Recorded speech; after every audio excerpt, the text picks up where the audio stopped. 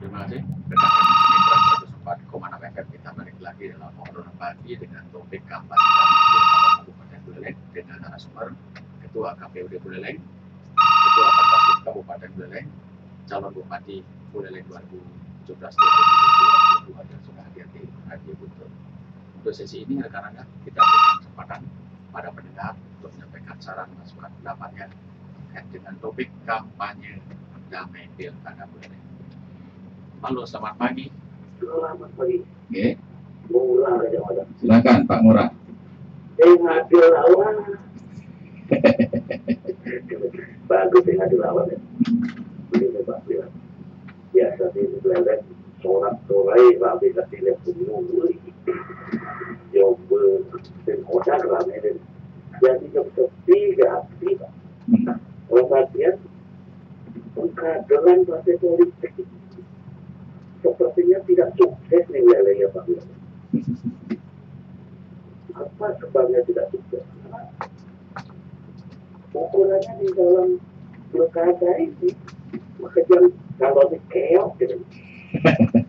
Keok belum bertanding belum keok. Jadi siap ajak pengirimannya Renata aku belum mati. Pak Wiran, Iya. saya setuju kampanye damai supaya Buleleng terjamin aman terus terkendali. Saya ucapkan kepada Pak Kutuagus dan Pak Susilo semoga sukses di dalam hal pelaksanaan pemilu kada ini. Mudah-mudahan nanti sore kan kampanye damai ini usah sudah melakukan masa-masa yang banyak masih memang halawat Pak. Biar aman saja.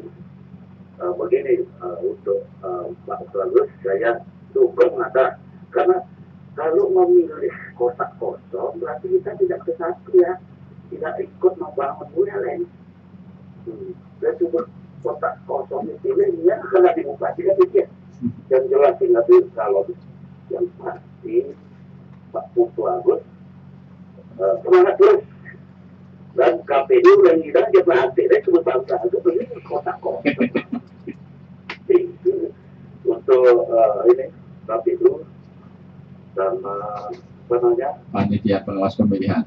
ya karena apa namanya saya mungkin tanya kira-kira dalam pemilu nanti melawan kotak kosong dengan Pak Bagus sumpahnya kotak kosongnya menang gimana itu apa yang akan dilakukan atau masih Pak Bagus kan tadi bupati kan dia tidak usah sudah ini terlalu banyak yang penting karena nanti pasti minggu nanti keluar lebih baik calon tunggal itu disesuaikan saja itu berarti misalnya. Baik. Terima kasih Pak Murah di Gajah Mada. Di belakang Pak Murah Gajah Mada. Halo, selamat pagi. Selamat pagi, Pak. Oke. Silakan Pak Gawat pendahulu, volume radionya Pak diperkecil sedikit Pak. Merdeka. Selamat pagi, dari KPU, pertama saya ucapkan kepada yang menjadi Bupati Pak Gubernur dan tidak menantu juga sudah mengundangkan diri sudah datang ke kantor dari Belayu berkali-kali untuk memberikan ruang untuk memberikan perintah dan kepada orang yang menggunakan diri bagaimana tugasnya sekarang sudah dibentuknya yang dilakukan itu sangat senang dan kami juga akan berlayar itulah harus dilakukan sayang atau yang dengan sekarang sudah memiliki kondisi dalam kepala desa akan mengumpulkan karena sekarang untuk akan berlayar di dalam desa apa yang dilakukan kembali dengan masyarakat semua harus berhati kami sebagai masyarakat sekarang ada yang terlihat apa yang dikatakan oleh kami sudah semua sudah bermasyarakat ya sebenarnya sebenarnya Tapi saya akan dekat dengan saya dekat dengan saya yang berisik. Karena yang mahasiswa itu banyak itu sangat penting akan menjadi keamanan di wilayah Pak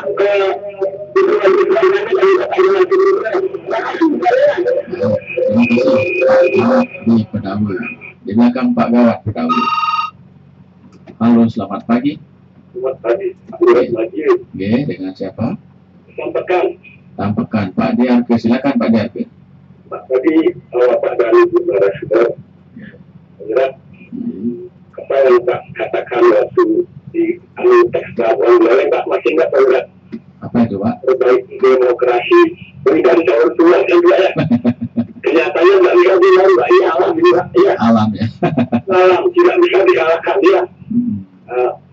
Selamat pagi Pak Putu Agus Suratjana dan Pak Nyoman Cikri. Pagi. Pada kesempatan ini Bapak selaku kalau tua Bapak ya, saya bangga. Sebaiknya KPU aklamasikan saja sama dengan perubahan yang ada di dekat Tambang, tak aklamasi lah. Itu diaklamasikan dari yang itu Pak Berada. Seharusnya bagus.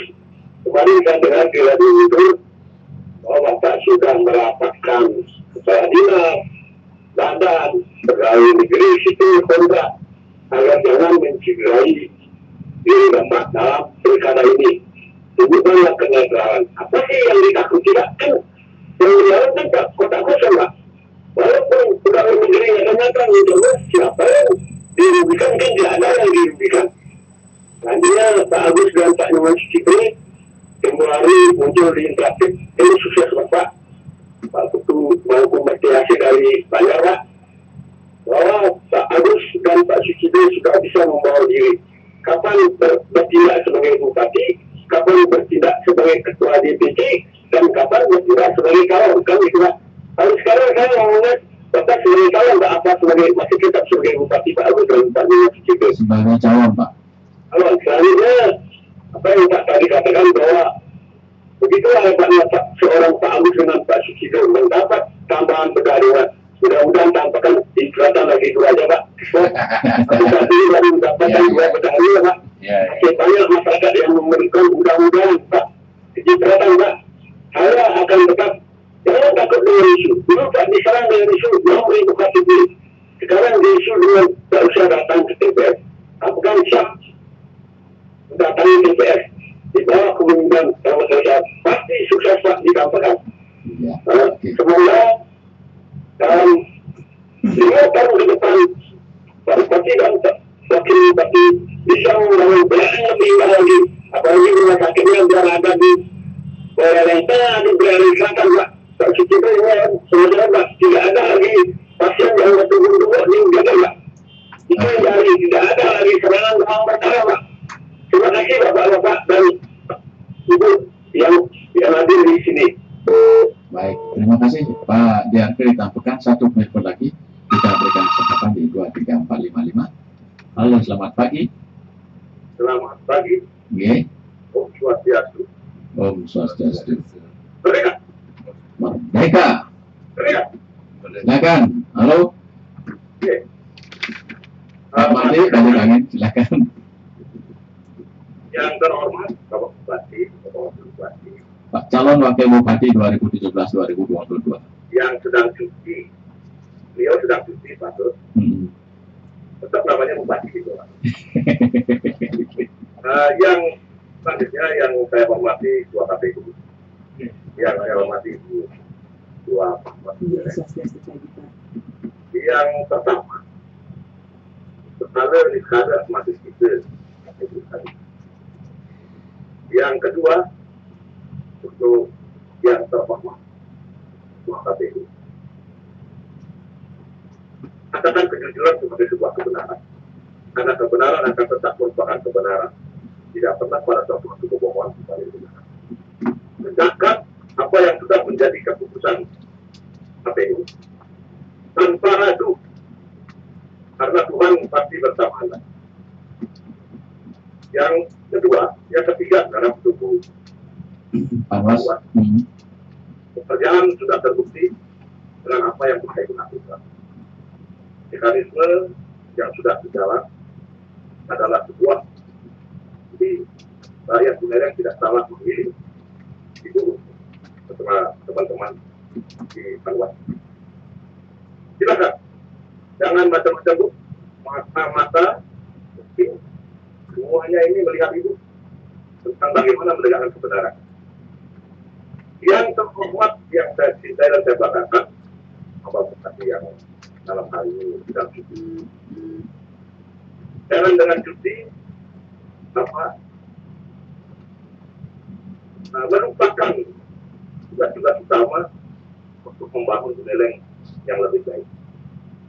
Masyarakat Buleleng senantiasa selalu mengharap perbuatan, perjuangan, dedikasi, loyalitas Bapak. Karena masyarakat memahami tentang bagaimana pendidikan Bapak yang siap layak, dan siap layak. Akhirnya dengan ucapan mohon pada Ibu Sang Yang Widi Wasi, semoga pelaksanaan Pilkada Buleleng berjalan baik, lancar, aman, dan damai. Dan kami dari Kajak Angin akan selalu mendoakan semoga Bapak selalu dilindungi oleh Ibu Sang Yang Widi Wasi, Tuhan Yang Maha Esa. Selamat berjuang, Buleleng yang tercinta. Merdeka! Merdeka, terima kasih Pak Madi Kajak Angin. 4 menit pun sudah kita berikan kesempatan, sekarang giliran narasumber kita untuk mengapresiasi. Silakan dari Ketua Panitia Pengawas Pemilihan, Punten Adian.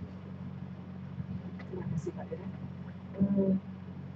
Terima kasih Bapak-Bapak yang sudah mengapresiasi acara interaktif pagi hari ini, dan terima kasih juga supportnya kepada kami di Panwaslu Kabupaten Buleleng untuk bagaimana kami itu bekerja secara profesional, menjalankan aturan dan undang-undang terkait dengan kepemiluan, sehingga kami juga berharap dan mendorong seluruh masyarakat di Kabupaten Buleleng untuk ikut serta melakukan pengawasan dan berpartisipasi dalam pengawasan pemilu kada 2017, walaupun sekarang ini ditetapkan oleh KPU Kabupaten Buleleng baru satu pasangan calon.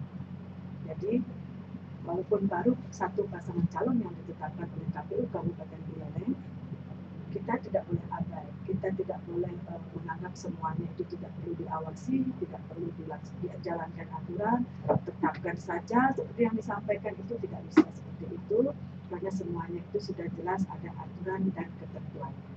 Itu yang bisa saya sampaikan. Baik, silakan Pak Ketua KPU. Terima kasih. Saya sampaikan kepada Bapak-Bapak semua yang sudah berpartisipasi. KPU sampaikan bahwa regulasi mengenai kampanye untuk satu pasangan calon dikeluarkan oleh KPU Republik Indonesia. Jadi kami bisa menyampaikan metode kampanye untuk satu pasangan calon, kemudian kami metode cara pemungutan dan penghitungan untuk satu pasangan calon. Jadi kami harapkan pasangan calon, kemudian tim kampanyenya, masyarakat Buleleng untuk bersabar menunggu bagaimana metodenya mengenai isu atau berita yang ada di media. Sepanjang KPU belum menerima regulasi dari KPU berarti, maka KPU Buleleng belum akan memberikan sosialisasi kepada masyarakat, kepada pasangan calon, pada seluruh stakeholder lainnya mengenai metode kampanye untuk satu pasangan calon. Jadi kami harapkan untuk bersabar. Kemudian yang kedua, meskipun KPU sudah menetapkan satu pasangan calon, bukan berarti proses tahapan ini selesai. Proses tahapan akan tetap berjalan hingga melalui masa kampanye hingga 3,5 bulan, kemudian masa tenang, kemudian masa penghitung, setelah itu masa rekapitulasi. Kami sampaikan kepada masyarakat, walaupun pemilihan bupati dan wakil bupati diikuti oleh satu pasangan calon, namun warga yang punya legal standing untuk mengajukan gugatan dalam perselisihan hasil pemilu adalah ada dua, yaitu pasangan calon dan pemantau. Misalnya jika yang menang adalah pasangan calon, tentu pemantau punya hak, punya legal standing, punya kedudukan hukum untuk mengajukan gugatan di Mahkamah Konstitusi. Kemudian jika yang menang ini adalah kotak kosong, maka yang punya hak, kedudukan hukum untuk mengajukan gugatan di Mahkamah Konstitusi adalah pasangan calon. Jadi itulah proses demokrasi yang diatur oleh negara, dan kita ikuti. jika ada keinginan untuk ditetapkan langsung, tentu itu sangat berlawanan dengan demokrasi. Dan saya pikir Buleleng sangat maju proses demokrasinya jika kita dibandingkan dengan negara lain juga. Artinya proses ini mampu kita lalui dengan baik, suasana boleh hangat, tensi politik boleh hangat, tetapi suasana masyarakat tetap beraktivitas seperti biasa. Ini artinya bahwa ada kedewasaan politik yang dilakukan oleh masyarakat. Dan jadi demikian saya sampaikan kepada seluruh masyarakat, mohon sabar dulu mengenai metode untuk kampanye satu pasangan calon. Demikian Bung. Oke, silakan Halus. Baik, pertama tentu saya mengucapkan terima kasih kepada yang tadi memberikan apresiasi. Mudah-mudahan kita bisa tetap bersama-sama membangun. Kalau saya lihat banyak pertanyaan, bagus gimana calon tunggal nanti aja sudah. Nah, jangan begitu. Ini ada proses demokrasi, ada regulasi yang telah diatur oleh KPU, kita hargai itu, kita jalankan itu. Kemudian banyak yang mengira saya melakukan cara-cara kok bisa dapat calon tunggal. Sebenarnya nggak seperti itu. Kan calon tunggal itu proses saja sebenarnya, bukan proses 2 minggu 3 minggu, tapi proses 4 tahun sama mungkin Buleleng. Telah banyak yang saya lakukan dan memang kita sungguh-sungguh. Bahkan sekarang ini setelah cuti, kita secara pribadi juga melakukan pendekatan ke roda pusat, lalu pakai uang pribadi, karena sekarang saatnya sedang untuk mencari anggaran untuk APBD 2017. Ini komitmen kita aja masalah membangun daerah. Nah, kalau strategi-strategi untuk model-model lawan saya itu, ini kan hasil survei yang selama ini ada. Jadi saya pakai 2 pendekatan survei yang dari Pak Putu Harto 1, kemudian dari Uniksa 1, kan. Jadi memang ada hal yang lucu di sana di hasil survei itu. Jadi bahwa kalau ingin melawan saya minimal harus di rumah saya dihancuri dulu di PDI Perjuangan. Jadi baru, nah ini kan sudah dilakukan sebenarnya sekarang ini. Tapi saya minta pada kader-kader untuk tetap menjaga inklusivitas. Ini karena ini anggap saja ini bagian dari strategi dan kita harus hadapi. Memang ada hasil surveinya begitu. Kalau mau ada perlawanan, karena maaf ini bukan bermaksud menyombongkan diri. Karena hasil surveinya tinggi sekali. Nggak mungkin orang yang lain kecil-kecil kita sampai di atas 60-an sudah surveinya kan. Yang lain masih di angka 7, di angka 4, dan bisa jauh sekali. Sehingga harus hancurin dulu, ada strategi global di dalam kader kita. Ini strategi. Dan kalau jujur, kalau kotak kosong ini kan, kalau memang dicampaikan kotak kosong ini, apalagi partai politik, saya bilang tadi kampanye kan, waduh itu udah nggak benar, sama sekali nggak benar. Kenapa nggak keluarin aja calon gitu loh? Atau yang dorong-dorong calon yang maju, jangan dorong-dorong aja nggak berani maju gitu kan. Jadi biar sana mari kita berdebat pada tatanan visi misi ya, pada sisi kemampuan kita juga untuk bagaimana kita membangun daerah, kemudian kemampuan juga bagaimana mencuri hati masyarakat agar kita mau didukung, kan itu masalahnya. Ada hal-hal yang ada demokrasi biarkannya berjalan. Saya nggak pernah melakukan, maaf ya, banyak menanyakan Pak Lus diam aja. Mana pernah saya komentar urusan calon tunggal lah, diam aja, saya nggak pernah komentar. Karena saya pikir itu yang mereka, saya nggak ikut. Cuman ada memang yang musik-musik saya laporan, aku kenapa nggak ada melaporkan ini ada yang bagi beras, ala nyuri KTP, ada KTP saya nggak tahu-tahu diambil. Banyak yang ngadu sama saya, tapi saya bilang, ini bukan ruang saya. Kalau mengadu silahkan ke Panwas. Saya sudah ikut urusan ini. Nah ini yang terjadi. Sehingga saya, walaupun sekarang ada sengketa musyawarah, ya saya paling pagi-pagi dengan digugur apa sih hasilnya itu. Sehingga harapan saya kepada KPU dan Panwas benar-benar profesional dengan aturan. Kalau saya nggak enak terus terang ya. Saya temenan sama Gede, temenan sama Bu Aryani, temenan. Tapi gara-gara pilkada ini semua tidak seolah-olah bermusuhan dengan saya gitu. Padahal sudah ada barriernya regulasi, belajar, karena masyarakat kita ini masih melihatnya secara visual, ketika orang nyepeng berarti dia sudah bermusuhan, dia menegakkan regulasi. Padahal nggak seperti itu kan. Ketika menyentuh ruang-ruang lobi untuk mematahkan regulasi, di sanalah barrier aturannya dikedepankan. Saya mau bulan jangan sampai sebeng-sebengan. Saya nggak enak. Kemarin saya datang, terus terang aja datang pertemuan bakal calon. Ada PPK apa namanya itu, PPS. Waduh, mukanya tinggi sekali, kayaknya sombong banget gitu. Padahal saya paling nggak suka orang sombong gitu.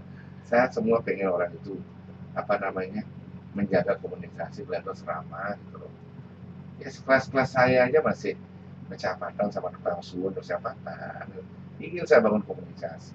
Saya tersenyum lebih dulu sama orang daripada orang tersenyum sama lebih dulu. Itu watak saya dan saya akan jaga terus itu.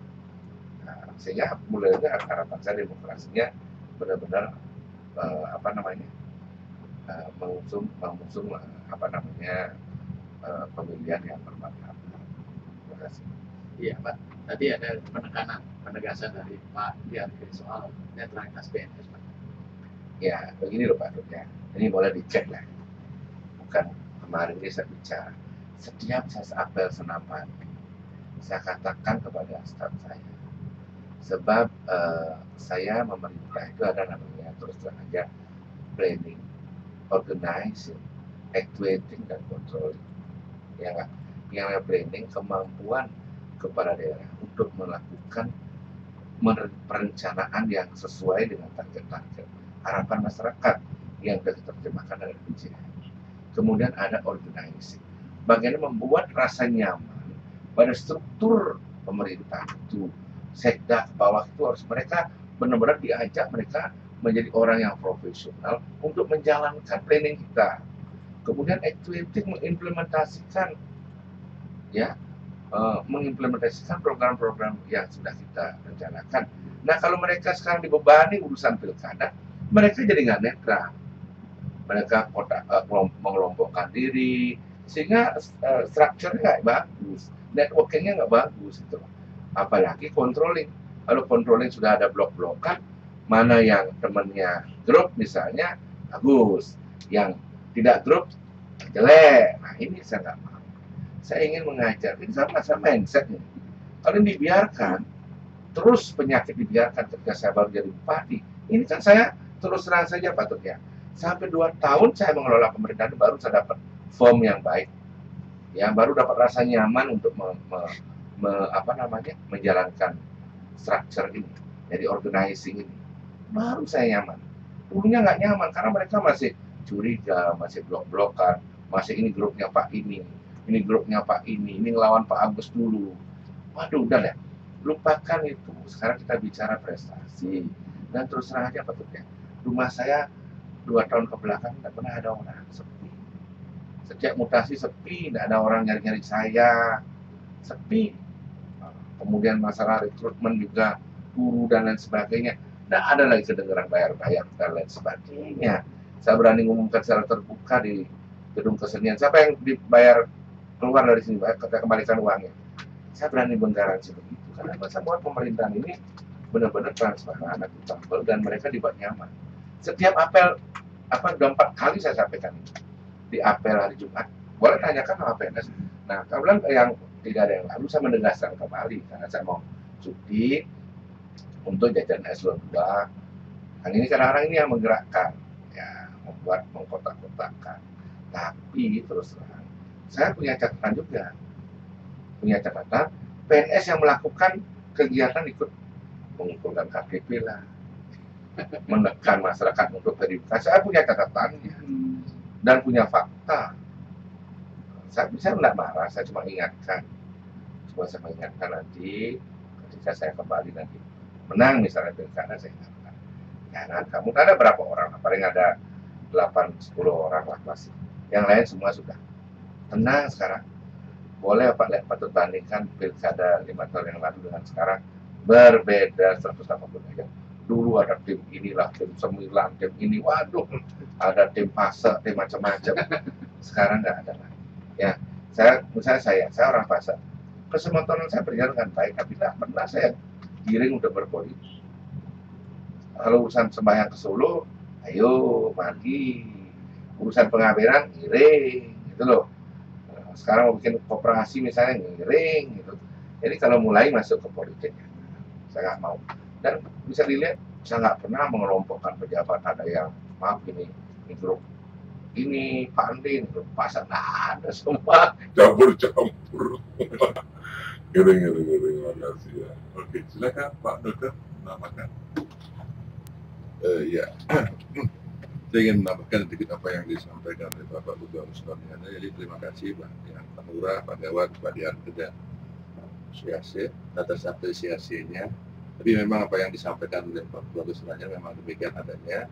Kita tidak pernah memberikan komentar terhadap isu-isu yang beredar bahwa dalam pemerintahan bilang saya ada PD, tapi biarlah karya kita yang berbicara.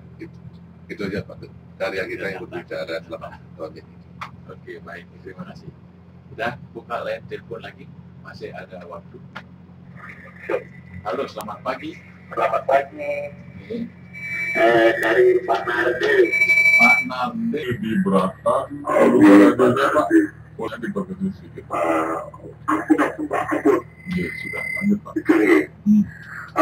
Begini, pada Bapak calon Bupati, Bapak calon Wakil Bupati, pada Panwaslu, kepada KPU yang saya hormati dan tindak kerjanya, tapi perlu saya sampaikan melalui media elektronika ini, bagaimana tadi dikatakan ada gium bahwasanya dengan adanya kotak kosong ini seolah-olah bahwasanya cukup satu wakil aja, calon aja sudah pasti berarti tidak perlu ada pemilu lagi gitu.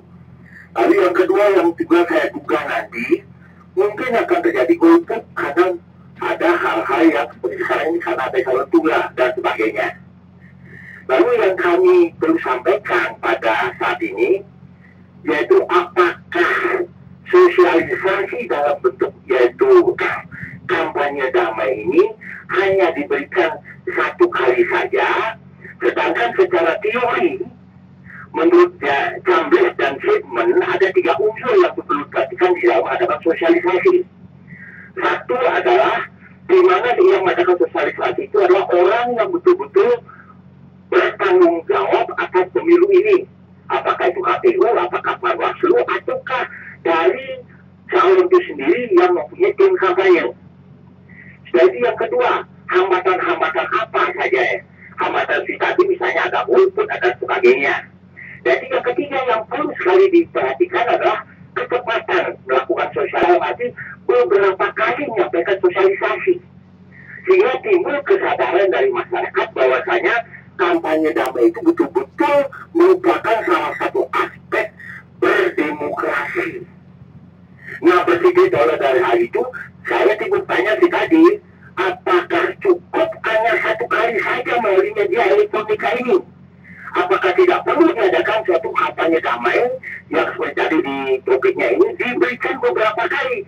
Karena dengan beberapa kali disampaikan timbullah kesadaran masyarakat bahwasanya pemilu kada ini adalah suatu pesta demokrasi yang betul-betul harus disadari masyarakat walaupun calonnya calon tunggal. Iya.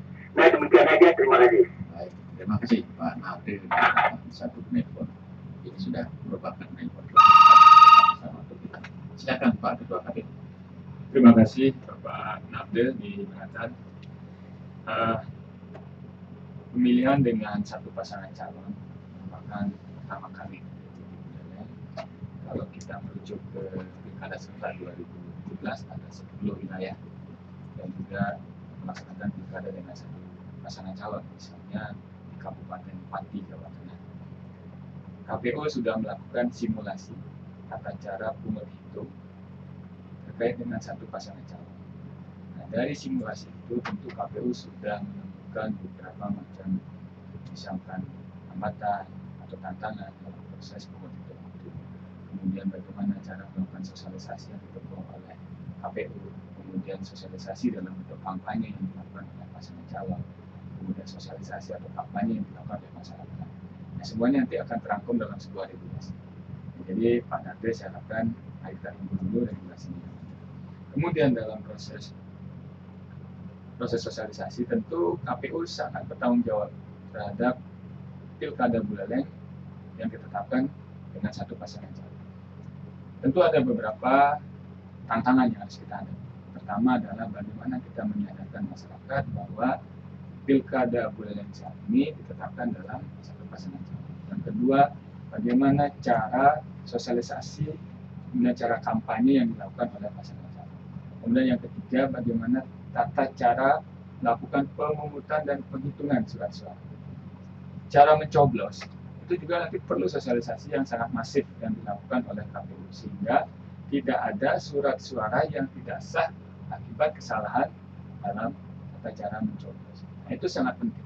Sosialisasi itu metodenya yang pertama tentu pasangan calon juga punya kewajiban untuk melakukan sosialisasi dengan metode kampanyenya. KPU punya kewajiban melakukan sosialisasi dengan metode sosialisasinya. Metode sosialisasi bisa tatap muka, bisa kita menggunakan, bisa menggelar pertemuan-pertemuan di pelosok-pelosok desa, bisa melakukan sosialisasi ke pasar, juga masyarakat di pasar, ibu-ibu, pedagang juga paham tata cara mencoblos.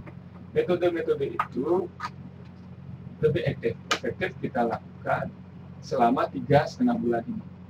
Jadi sejak dimulainya kampanye, KPU bertugas, berkewajiban untuk melakukan sosialisasi tentang tata cara kampanye, tata cara pemilihan untuk satu pasangan calon.